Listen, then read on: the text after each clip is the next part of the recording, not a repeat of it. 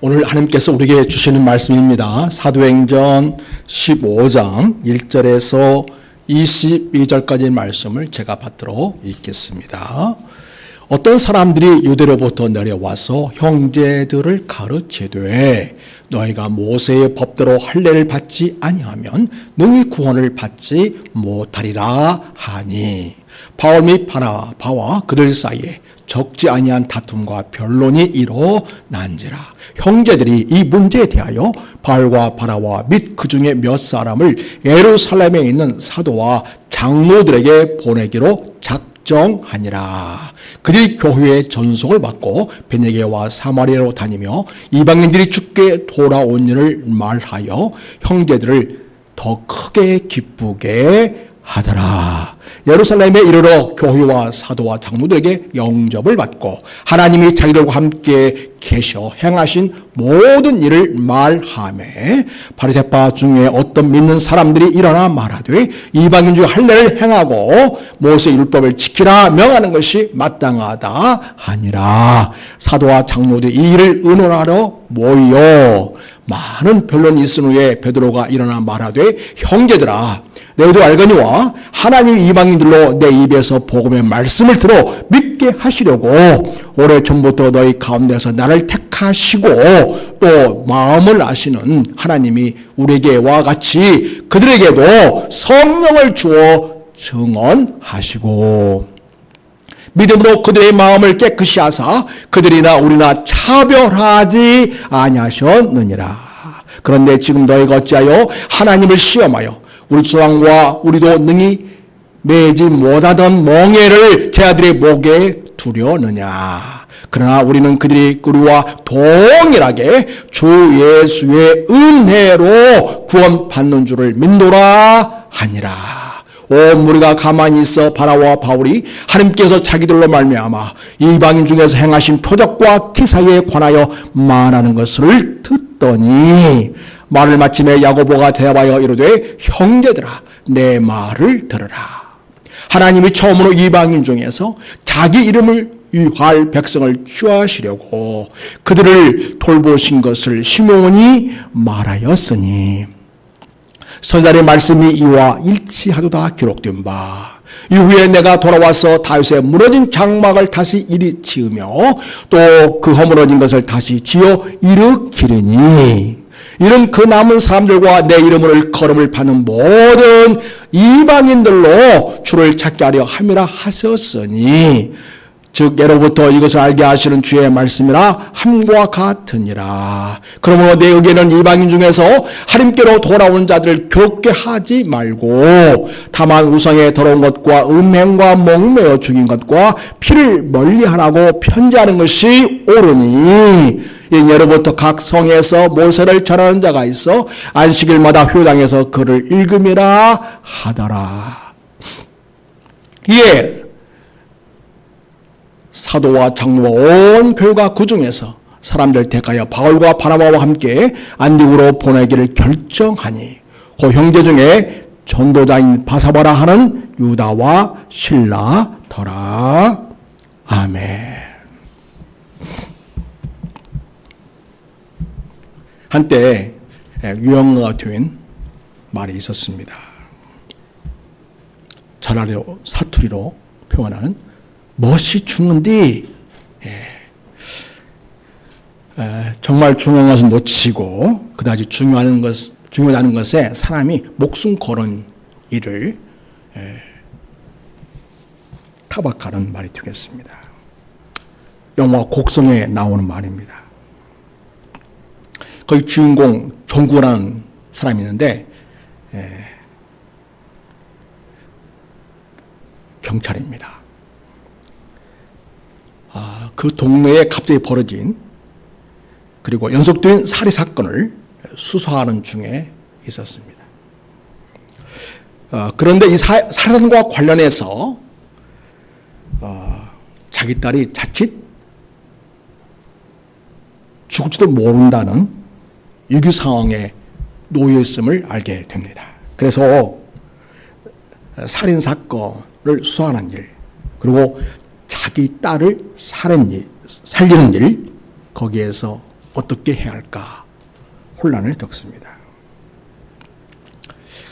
어느 날 자기 딸 효진이가 이상 증세를 보입니다.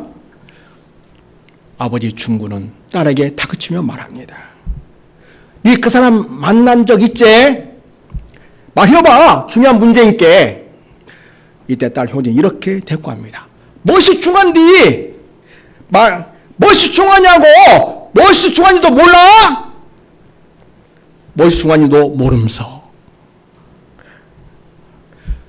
딸은 아빠가 자기 나름대로 열심히 수사를 진행하면서 딸도 구하고 사건도 해결하려고 하는 그런 과정 속에서 딸이 보기에는 무엇이 죽은지도 모르고 그 일을 하고 있다고 말하고 있습니다. 지금 다그치고 있는 이 자기 아버지 앞에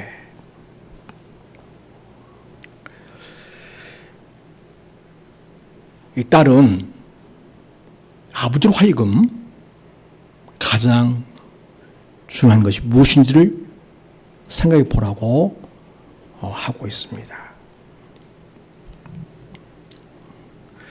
지금 아빠는 효진이를 어떻게 살인사건에서 연루되지 않고 살려보려고 범인이 누구인지를 알아내는 것이 중요하다. 그렇게 생각한 것 같습니다.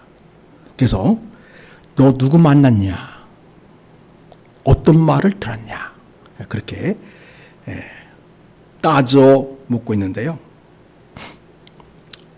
딸이 말하는 무엇이 중요한디? 뭣도 모르면서 그렇게 말하는 것은 아마도 아빠는 범인이 누구인지 알려고 범인 쫓아다니는 데만 지금 마음에 빼앗겨 있는데 그게 정말 중요한가? 한번 생각해 보라는 것입니다.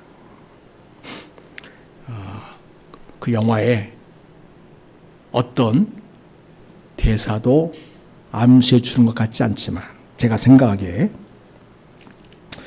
그 범인 잡으려고 뒤를 쫓아다니는 것이 중요한 일이 아니고 지금 아버지 앞에 있는 딸 자기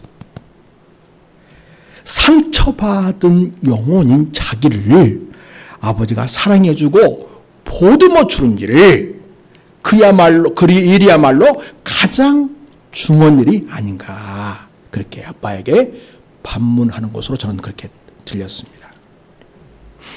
여러분 가장 중요한 것 우리는 그것을 가리켜 본질이라고 이야기를 합니다. 대부분 사람들은 이 가장 중요한 본질을 놓치고 중요하지 않은 곁다리를 잡으려고 애를 쓰며 많은 시간과 에너지를 낭비하며 살아갑니다. 우리도 삶의 본질은 놓치고 있고 곁다리만 붙잡고 살아가고 있는 것은 아닐까요? 그래서 오늘 이 주일에 사도행전 15장 말씀을 우리가 묵상하면서 우리 삶의 본질을 붙잡는 삶의 본질을 추구하는 삶은 무엇인가에 대한 하나님의 메시지를 우리가 듣기 원합니다. 사랑하는 여러분, 그러면 성도에게는 가장 중요한 것, 삶의 본질은 무엇일까요? 성도에게 가장 중요한 것, 삶의 본질은 예수 그리스도를 자기 인생의 구원자로 믿는 것이죠. 그리고 자기 인생의 주인을 예수님으로 바꾸는 것이죠. 과거에는 내가 내 인생의 주인이요 이렇게 하고 살았지만 이제부터는 예수님이 내 인생의 주인이십니다. 그것이 가장 중요한 일이라고 볼 수 있겠습니다. 여러분 오늘 안디옥 사건이 나오고 있는데요.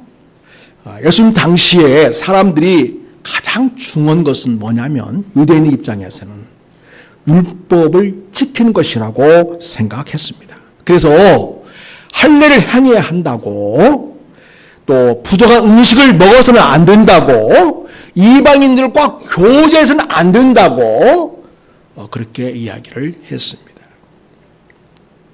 그것을 이방인들에게 강요하다 보니까 거부 반응이 일어났습니다. 여러분, 그 당시에 복음을 전하는 일에 있어서 제일 중요한 것 본질은 무엇이었습니까? 바로 예수님을 믿게 하는 것이었습니다. 그리고 믿게 하는 것이었습니다. 그런데 아직 율법에 매여 있는 자들은 예수 믿는 자들에게 할례를 행해야 된다. 오늘 여러분 1절을 보면 유대에서 내려온 자들이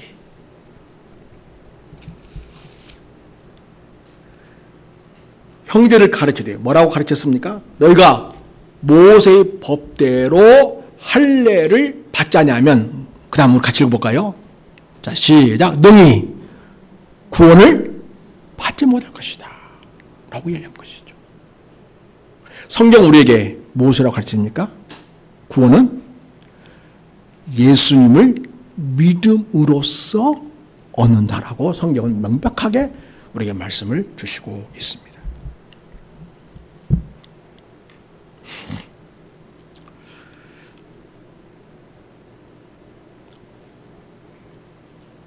복음 전하는 일에 있어서 또 복음을 받는 자에게서 제일 중요한 것은 예수님을 내 인생의 구원자요, 그리고 내 인생의 주인으로 모셔드리는 것입니다. 그런데 아직 율법에 매여 있는 자들은 예수님을 믿으려고 하는 자들에게 할례를 받아야 된다. 부정한 음식은 피해야 된다. 이런 식으로 율법을 들이댄 것입니다.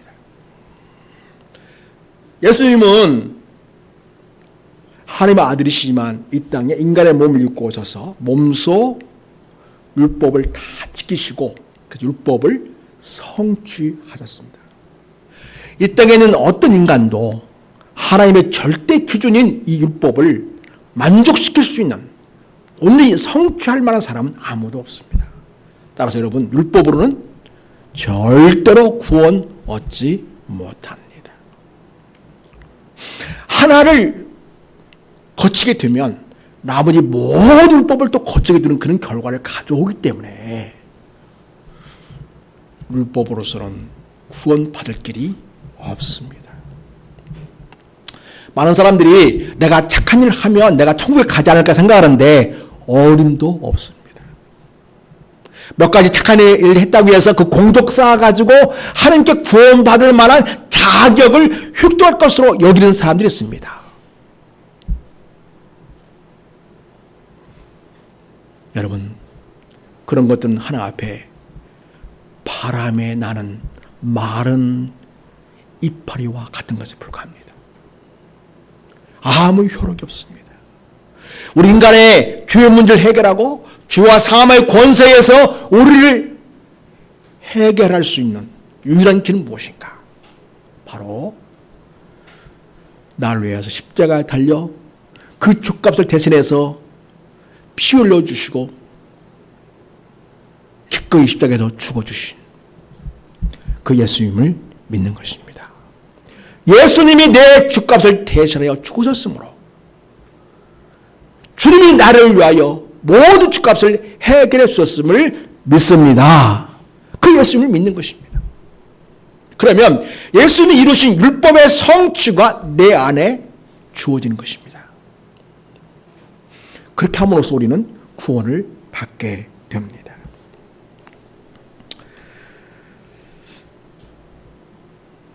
예수님 율법을 성취한 분이시기 때문에 우리가 예수님을 믿으면 율법을 다 이룬 결과를 갖게 됩니다. 그래서 더 이상 유대인들의 독특한 종교 문화인 율법을 지키는 일은 중요한 것이 아니었습니다. 그래서 이제 막 예수 믿는 사람들에게 율법을 지켜야 된다. 그래서 할례를 행해야 되고 음식을 가려야 되고 부정 음식은 먹지 말아야 되고 이런 것들을 강요해서는 안 둔 것이었습니다. 안디옥 교회에 그런 문제로 사달이 났습니다.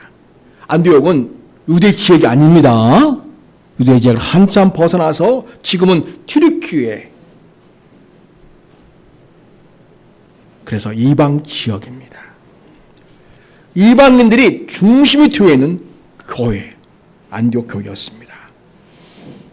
안디옥 교회는 이방인들이 중심이 있는 교회이기 때문에 그 지역에서 복음 전하려면 이 이방인들에게 거침이 되어서는 안 되었습니다. 자, 그런데 여러분, 예루살렘 교회에서 허락도 받지 않고 안디옥으로 내려온 유대인들이 몇몇이 있었습니다. 우리가 1절에서 확인한 것처럼 그들은 뭐라고 이 안디옥에 와서 이야기를 하는 거니? 예수를 믿어도 할례를 받아야 된다. 그래야 구원을 얻는다. 이렇게 거짓 복음을 전했던 것입니다.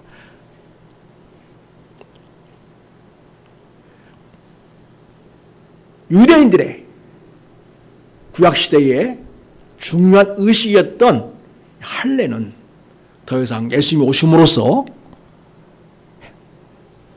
할례를 하지 않아도 되는 것이었습니다. 그래서 그것은 유대인들 하나의 문화로서 부차적인 일이었습니다. 구원받는 데 결정적인 요소가 절대 되지 못한 것입니다. 그런데 저 유대에서 내려온, 예루살렘에서 내려온 어떤 이들이 할례를 받아야 구원을 얻는다. 그래서 예수의 십자가를 아무것도 아닌 것으로 만들어 버리는 결과를 가져오게 한 것이었습니다. 그래서 2절 보면요, 바울 및 바나바와 그리 사이에 적지 않은 다툼이 일어났다. 형제들이 이 문제에 대해서 바울과 바나바와 및 그 중에 몇 사람을 예루살렘에 있는 사도와 장로들에게 보내기로 작정하니라. 그래서 여러분, 이 할례 문제, 유대인의 문화를, 종교 문화를 이방인들에게 강요해서 지키려고 하는 것, 그래야 구원을 받는다고 하는 것, 이 문제를 공식적으로 예루살렘 교회로부터 문제를 해고자 했던 것입니다. 여러분, 정말 예수님이 중요하다면 우리 예수님 어떤 분으로 알고 믿어야 하는 것입니까? 여러분, 우리 예수님은 원래 하나님의 아들이십니다. 하늘 보좌에 계신 아들이신 하나님이신 것이죠.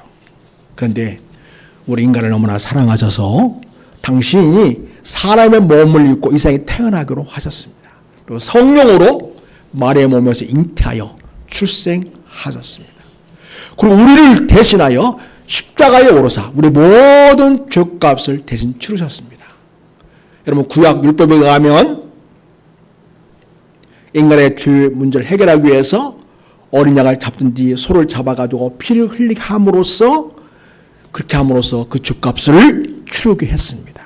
사람이 치러야 할 죄값을 이 짐승을 통해서 치르게 한 것이었죠.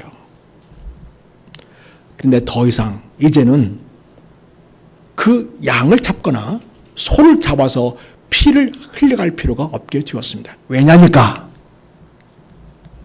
일시적인 효력의 그 동물의 피로서는 죄를 없애야지 못하기 때문에 우리의 죄의 문제를 근본적으로 해결하고 우리를 죄에서 구원하여 하나님의 자녀가 되게 하고 믿음의 권세를 가지고 이 세상에서 승리하게 하시는 그 권능은 오직 예수 그리스도의 피를 통해서만 가능하기 때문입니다. 그런데 그 예수님께서 바로 우리를 위해서 십자가에 달리사 피 흘려 죽으심으로써 그 모든 죄값을 해결하신 것입니다. 내가 그 죄값을 물어야 되는데 예수님이 대신 당신의 죽음으로써 피 흘리심으로써 그 죄값을 물으신 것입니다. 그리고 끝난 것이 아닙니다. 예수님은 사흘 만에 다시 살아나셨습니다. 그래서 예수님의 십자가의 죽으심, 그로 말미암은 죄 사함의 은총이 인류에게 주어졌다는 사실은 예수님의 부활로서 인정이 된 것입니다.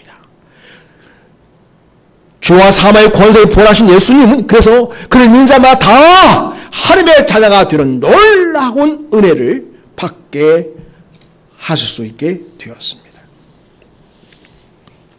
사랑하는 여러분, 우리 성도에 있어서 가장 중요한 것, 삶의 본질을 지키려면 비본질적인 것, 곁다리와 같은 것들을 우리는 기꺼이 잘 가려야 됩니다. 그리고 그것들을 우리 안에서 제거해야만 합니다.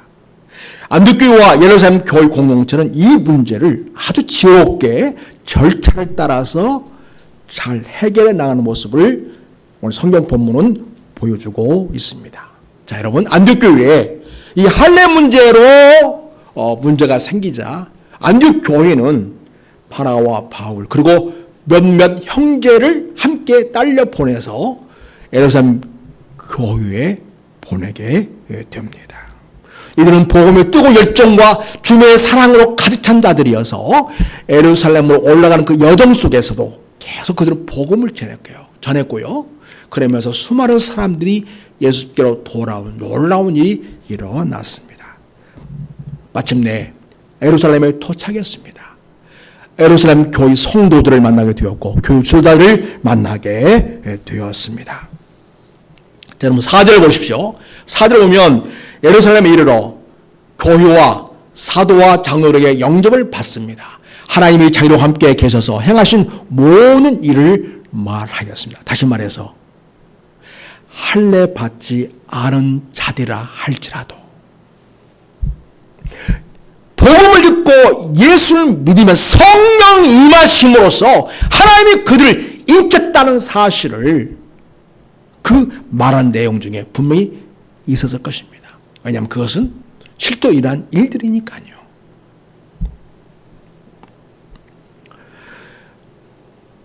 그렇게 이야기할 때에 5절 보면 바리새파 중에 어떤 믿는 사람들이 일어나 말하죠. 그러니까 예수님을 믿는다고 하지만 여전히 율법주의자들인 것이죠. 예수 믿는 것으로 충분치 않다는 것이죠. 그 말은 거꾸로 말하면 무엇이겠습니까? 예수님의 십자가의 죽으심과 부활 사건은 우리들에게 완전한 구원을 보증해 주지 못한다는 말이 된 것입니다. 그러면 예수님의 십자가의 죽으심을 헛된 것으로 만들어버린 것이 되는 것입니다. 자, 그들이 말한 것을 거기 있는 사도들이 잠잠히 듣고 있습니다. 그래서 여러분, 이 본질을 놓치지 않는 교회 공동체, 본질을 놓치지 않는 성도들의 삶을 위해서 절차를 따라 공회로 모이게 됩니다. 말하자면 전체 회의를 열게 된 것이었습니다. 자, 6절 보십시다. 사도와 장로들이 이 일을 의논하러 모였다 말하고 합니다. 그리고 많은 변론이 있었습니다. 이 사람도 이렇게 말하고 저 사람도 이렇게 말하고 충분히 대화가 오고 갔습니다. 그 다음에 이 예루살렘 교회에서 형님격인 이 베드로가 이야기합니다. 하나님께서는 나를 택하셔서 많은 사람들이 예수를 믿고 구원받게 하는 역사에 나를 사용하시려고 택하셨다. 그리고 우리 하나님께서는 이방인들도 우리와 같이 성령을 주셨다. 믿음으로 그들의 마음을 깨끗하게 하셨고 하나님은 그들이나 우리나 차별하지 않으셨다. 내가 직접 복음을 전하며 다니면서 직접 목격한 사실이라고 이야기합니다. 여러분, 그 사실 중에 어떤 내용이 포함되어 있을까요? 고넬료의 가정에 초청을 받아서 갔습니다. 고넬료는 이방인입니다. 유대인이 아니에요. 로마 사람이거든요. 그 당시에는 로마가 예루살렘을 지배하고 있지 않습니까? 그래서 유대인들이 가장 사실은 싫어할 수도 있는 그런 인종인 거죠. 민족인 것이죠. 근데 여러분, 고넬료는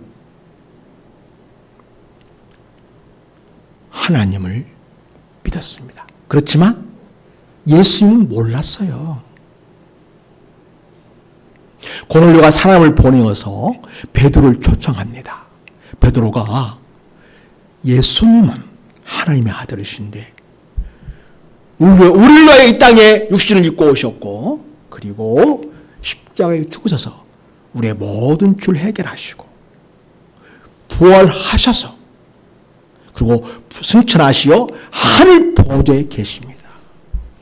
우리 예수를 믿어야 진정한 하나님의 자녀가 됩니다. 라고 막 복음을 전하고 있는데 그 복음을 듣는 그들 가운데 성령님이 갑자기 임하신 거예요. 예루살렘 교회에서 다락방에 기도하던 그 공동체 한 사람에게 성령의 불이 임했던 것처럼 그 고넬료 집안에 모이는 사람들 모두에게 성령이 그들에게 임하는 것이었습니다. 깜짝 놀랐어요. 베드로도. 왜냐하면 베드로도 여전히 유대 중심의 사고를 가진 유대 사람 아닙니까?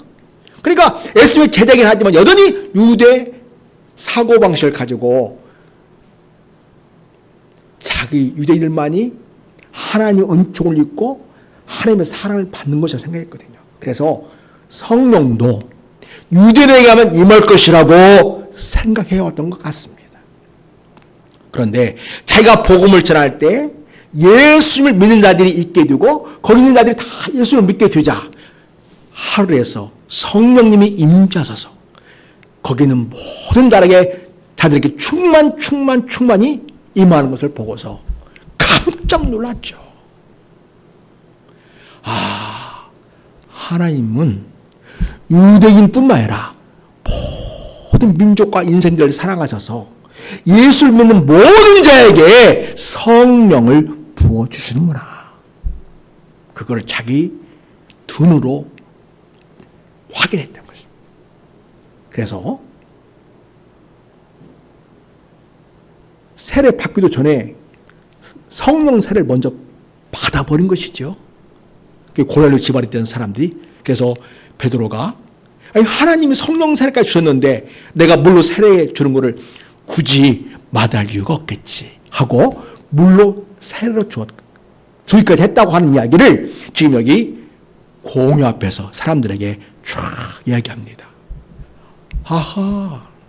맏형과 전 베드로가 복음을 전할 때 로마인 고넬료 집과 거기에 모인 모든 자에게 성령님이 임하셨다는 이 복을 듣고 하나님은 이제는 유대인이나 이방인이나 차별이 없이 예수를 믿는 모든 자에게는 성령님을 부어 주시는구나 라는 사실을 확인하게 되었습니다.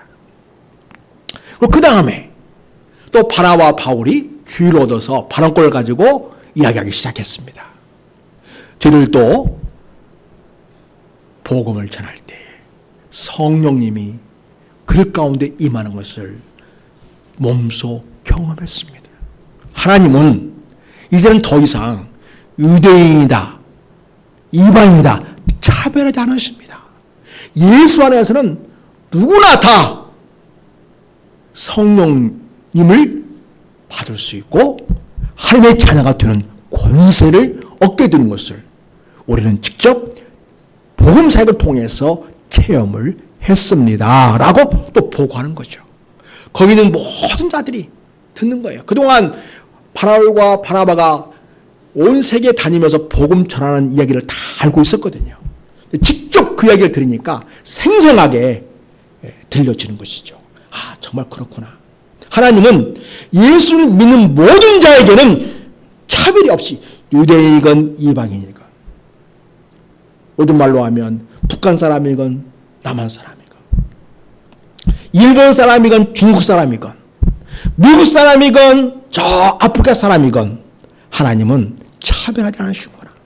예수를 믿는 자에게는 우리 하나님께서 다 성령을 부어주셔서 하나님의 자녀인 것을 인치워 주시는구나 라는 사실을 우리는 알고 믿어야 합니다. 그리고 거기 있는 자들에게 바라와 바울을 통해서 하나님은 참 놀라우신 분이시다. 온 민족 구원하기 원하시는 분이시구나. 그러니까 본질이 무엇이다? 할례를 행하고 안 하고 아니구나. 율법을 지키고 안 지키고의 문제가 아니구나.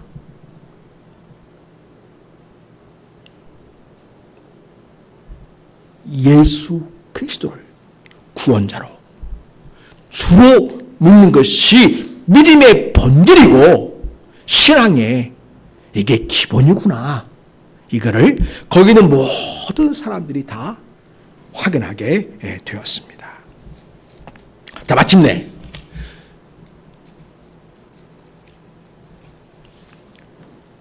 그 공회의 의장이었던 야고보가 말문을 엽니다. 이 야고보는요, 예수님의 동생입니다. 예수님의 동생은 예수님 십자가에 달려 죽기 전까지는 예수님 안 믿었어요. 자기 형인데 예수님이 하나님 보내신 하나님의 아들이시고 우리를 위해 보내주신 구원자라는 사실을 전혀 믿지 않았어요. 오히려 예수님 복음사에 갈 때 방해꾼이었죠. 창피하다고. 예수님 빨리 집에 데려와 나가면서 붙잡으러 간 적도 있었어요. 그래서 예수님이 오죽하면 이런 말씀 하셨잖아요. 사람들이 예수님 집 밖에요, 어머니도 와 계시고 동생들도 와 계십니다. 그러니까 이런 말씀 하셨죠. 누가 나의 모친이며 누가 나의 형제인가? 하나님의 뜻대로 사는 자가 나의 모친이고 형제이다 까지 말씀하셨던 거죠. 그래서 그때까지는 동생들도 예수님을 하나님 보내신 아들이시고 하나님 아들이시고 우리 구원자라는 사실을 알지 못했던 거죠. 그랬던 야고보, 예수 십자가에 죽으셨던 것을 봤잖아요. 부활하셨던 것도 부활하신 예수님도 만났잖아요. 그리고 40일간 이 세상 계시다가 하늘나라에 가지 않았습니까?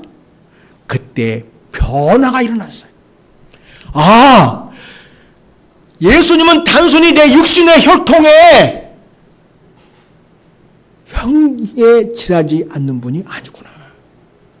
형은 나와는 본질적으로 다른 분이시구나. 하나님의 아들이시구나. 우리의 구원자시구나.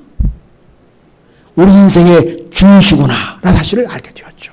그래서 여러분, 저 뒤에 야고보서 가면 자기를 뭐라고 표현하냐면 자기는 예수 그리스도의 종입니다. 이렇게 표현해요.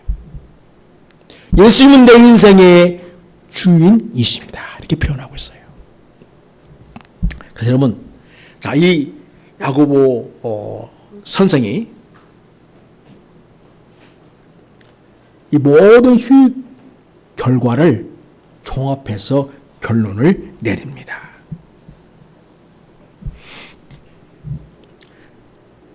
아모스에서 말씀, 여기는 이제 시므온이 말했다고 이렇게 하면서 얘기하는 것이 뭐냐면, 하나님은 이 다윗의 무너진 장막을 다시 일으키시고 새롭게 이스라엘을 일으키시는데, 이제는 단순히 혈통이 유대인 자들 뿐만이 아니라 하나님께로 돌아오는 모든 이방인도 그 다윗의 장막에 거하게 될 것이라는 것을 미리 예언했거든요. 그 말씀을 사람들에게 생각나게 하면서 하시는 말씀이 이렇게 말씀했겠죠.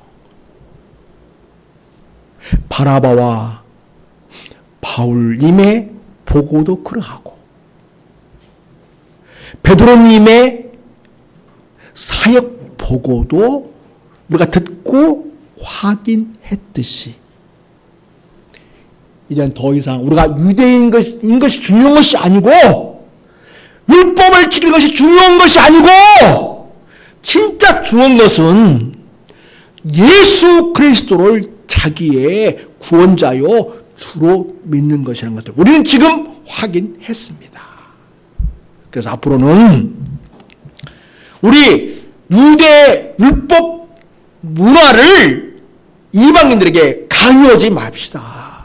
그리고 예수 그리스도를 믿는다면, 그리고 그가 예수님 믿고 구원받았다면 우리의 형제로 그들을 받아들이고 우리와 같이 하나님의 자녀라는 사실을 인정합시다 라고 결론을 내립니다. 그러면서 그 당시에 유대인들이 보기에 이런 것은 예수 믿는 사람들이 안 했으면 좋겠다고 하는 그런 항목들을 쭉 19절 이하에서 20절까지 이야기하고 있고요. 그 다음에 21절 보면 22절부터는 뭐라고 하는 거니? 여러분 후속 조치를 또 합니다. 자, 결정을 했어요. 이제는 할례든지 어떤 음식을 가리는 문제라든지 이방인과 교제하는 문제라든지 이거 문제 삼지 맙시다. 예수님만 믿으면 됩니다. 우리 본질에 충실합시다. 본질에.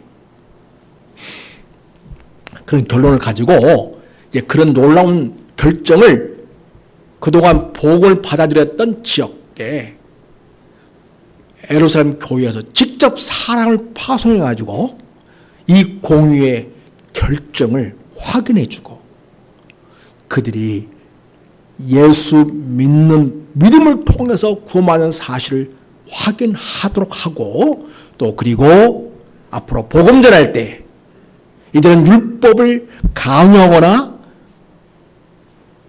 일방적으로 율법적 행위를 요구하지 말고 오직 예수를 믿는다면 오직 예수를 믿음으로써 하나님의 자녀가 되고 하나님의 백성이 된다는 사실을 전하도록 합시다 하고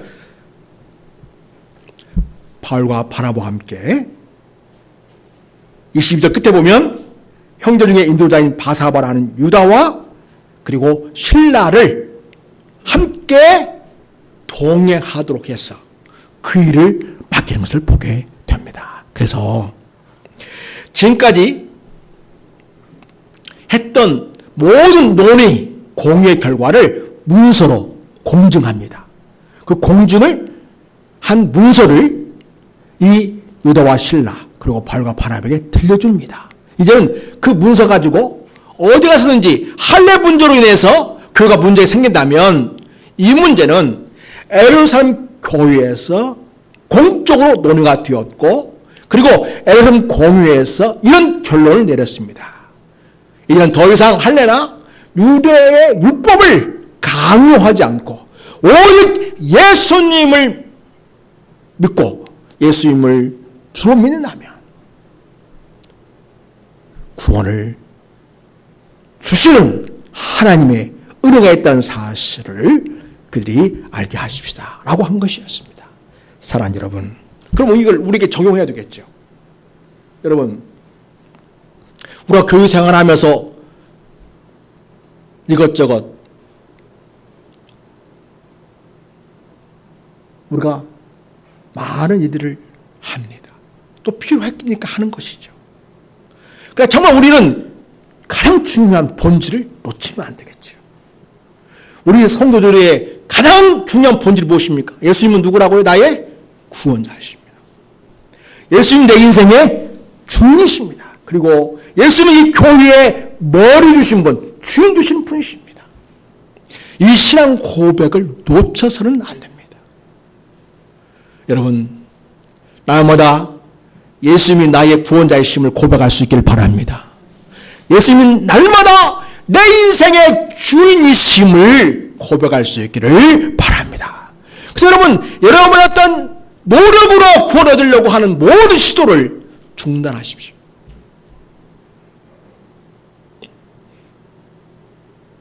그거 가지고 절대 구원받을 수 없습니다. 예수님, 나는 주인입니다. 오직 예수님을 믿는 믿음으로써 구원받게 하시니 감사합니다. 내가 이제 예수님을 나의 주와 구원자로 모셔드립니다. 예수님은 나의 인생의 주인이시며 구원자이십니다. 내게 와 계시고 영원토록 나와 함께 하시옵소서. 이렇게 예수님을 영접할 수 있기를 바랍니다. 이게 하나님의 자녀가 되는 비결이에요.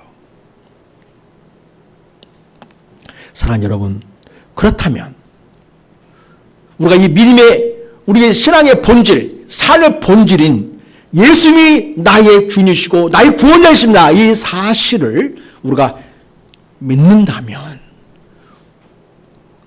우리는 매 순간순간 다시 한번 예수님이 진정 나의 구원자이시고 주인이심을 믿음으로 고백할 뿐만 아니라 우리가 예수님의 사람으로서 살아갈 때 무엇이 중요할까요? 이제는 예수님이라면 어떻게 하셨을까를 생각하는 것입니다. 예수님을 나의 진정한 주인이시고 구원자로 믿는다면 우리가 어떤 일을 결정할 때에 이걸 꼭 생각해야겠죠. 그것이 중요합니다. 자, 따라서 합시다. 예수님이시라면 어떻게 하셨을까? 그래서 말씀을 묵상하고 기도하면서 예수님이 원하시는 결정을 하는 것이죠. 그것이 믿음의 본질, 삶의 본질을 우리가 지켜가는 것입니다. 사랑하는 여러분, 이때 살아가면서 참 많은 일들이 있습니다. 그러나 정말 중요한 것은 무엇인가? 본질을 놓치지 않는 것입니다. 우리 그리스도인에서 본질을 놓치지 않는 것은 무엇입니까? 예수 그리스도는 내 인생의 구원자이십니다. 내 인생의 주인이십니다. 그리고 주님, 제가 이제는 예수님을 나의 구원자와 주로 믿음으로써 주님이 기뻐하시는 삶을 살아드리겠습니다. 예수님이시라면 어떻게 결정하셨을까? 그래서 고민하고 그거 가지고 기도하면서 우리 주님께서 원하시는 선택, 주님 원하시는 결정을 통하여 진정 여러분이 예수님을 주와 구원자로 우리 예수님 믿는 자의 삶을 이루어가는 우리 성도님 다 되시기를 예수님의 이름으로 부탁하고 그러한 여러분을 축복합니다. 하나님 아버지 감사합니다. 안디옥교회에 큰 문제가 생겼습니다. 할례를 강요하는 자들이 와서 그래야만 구원을 받는다고까지 이야기했습니다. 이런 문제로 인해서 안디옥교회에서는 바울과 바나바를 파송했고 에베소 교회는 이 문제를 정식으로 받아들여서 공의를 열어 예수님께서 우리에게 주신 복음의 본질을 지키는 중요한 결정을 함으로써 예수 그리스도를 믿는 자는 하나님의 자녀가 되는 권세를 갖는다는 사실을 재확인하게 되었습니다. 하나님 아버지, 우리가 매일매일 순간순간 살아가면서 우리 그리스도의 본질은 예수 그리스도가 나의 인생의 구원자이시고 주라는 사실을 확인하고, 그렇기 때문에 예수님이라면 어떻게 하셨을까? 주님은 나에게 어떻게 하기를 지금 기대하실까? 그렇게 묻고 성령님의 도우심을 구하며 말씀을 묵상하고 기도하면서 주님이 기뻐하시는 선택을 통하여 믿음의 역사를 이루어가는 우리 모든 성도가 되기를 원합니다. 그래 믿음의 본질을 놓치지 않고 믿음의 본질을 지키며 무엇이 중요한지 항상 주 앞에서 중요한 것을 결정하면서 예수의 사람답게 삶을 이루어가는 우리 그리스도인들로 세워지게 해주시기를 원합니다. 저희는 무지합니다. 연약합니다. 성령님이시여 우리에게 지혜를 주시고 우리 인생의 발걸음을 인도하시고 우리의 삶의 방향을 결정해 주시옵시고 우리가 잘 주님의 뜻을 이루어갈 수 있도록 지혜와 능력을 주시옵소서. 성령의 충만함으로 우리를 기름 부어 주시옵소서. 예수님의 이름으로 감사하며 기도드립니다. 아멘. 찬송하겠습니다.